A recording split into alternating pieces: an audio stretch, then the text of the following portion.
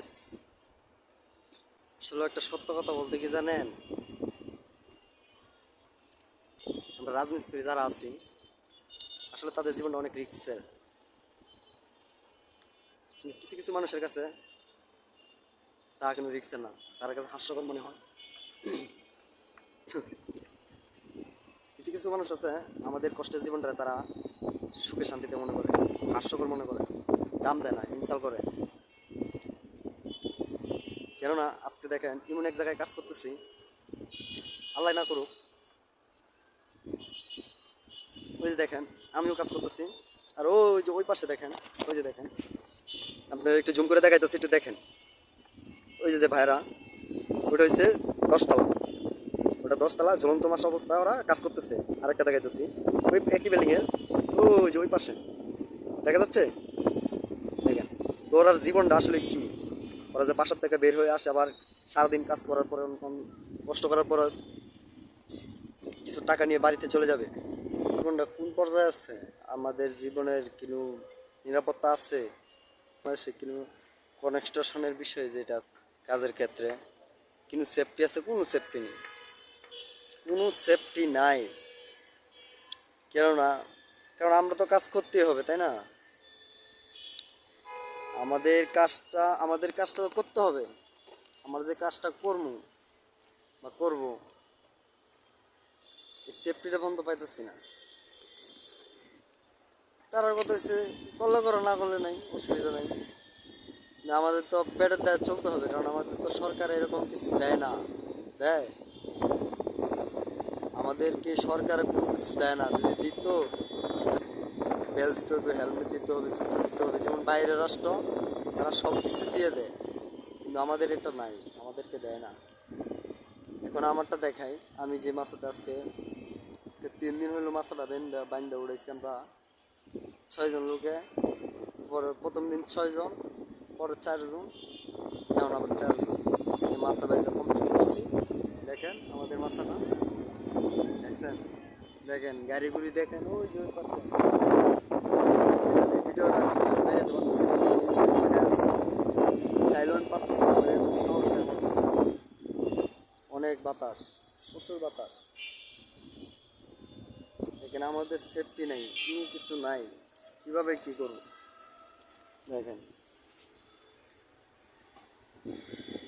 কত রূপ নিচ্ছে। এদিকে যা পুষ্কুনি, জয়দেবপুর জেলা পরিষদ, এটা জয়দেবপুর জেলা পরিষদ এটা, আর হচ্ছে মেডিকেল কলেজ হবে।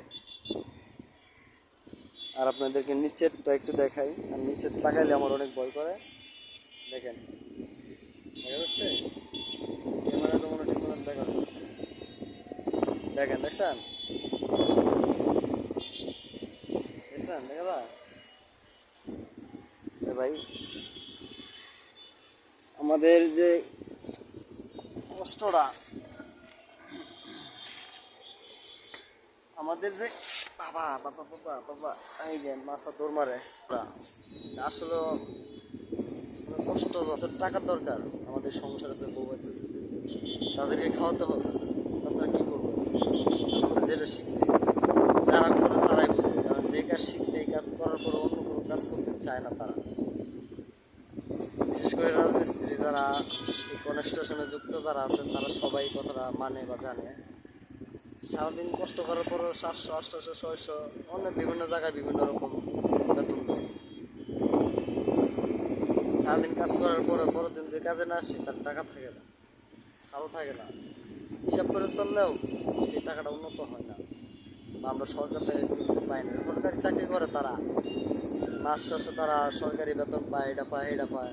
আমরা কি পাইতেছি? আমরা কিন্তু কিছু পাই, কোনো কিছু পাই না, কারণ আমরা এরকম রাস্তা আমরা চিনি, কিন্তু আমরা ওই মধ্যে যাই, কিন্তু আমাদেরটা কেউ গুরুত্ব দেয় না, দিতেছে না।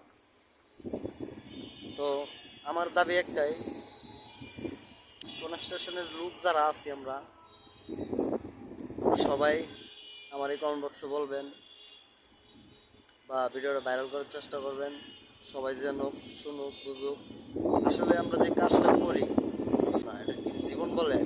আজকে মরলে কালকে 2 দিন, আজকে মরে ধরুন এর পরের দিন আমাদের বাড়িতে কোনো কিছু যাবে না, আমাদের ছেলে পেলে আছে, ওরা কি খাবে, ওরা কি দেখবে, কে দেখবে? আর আমাদের জীবনটা তো এটাই। কিছু করার নাই ভাই, আপনাদের আমাদের ছোট বড় ময় মুরব্বী সবাই কাজ করে, কেউ কিন্তু কিছু পায় না। যারা দৌড়াদৌড়ি করতেছে ওরা হয়তো বা কোনো কিছু পায়, পায়ের ওরার মাধ্যমে ওরাই টাকা পয়সা কামায়, ওরাই সব কিছু করতেছে। তো আমরা কি পাইতেছি? আমরা কোনো কিছু পাইতেছি না। আমরা পাচ্ছি কি কষ্ট, যন্ত্রণা। তো ভাই দোয়া করেন, পৃথিবীর যত কনস্ট্রাকশনের মানুষ আছে সবাই যত রিক্সে কাজ করুক না করুক, সবাই নিজের সেফটি নিয়ে কাজ করার চেষ্টা করবে, বা আমরাও নেওয়ার চেষ্টা করবো। আসসালামু আলাইকুম, ভালো থাকবেন।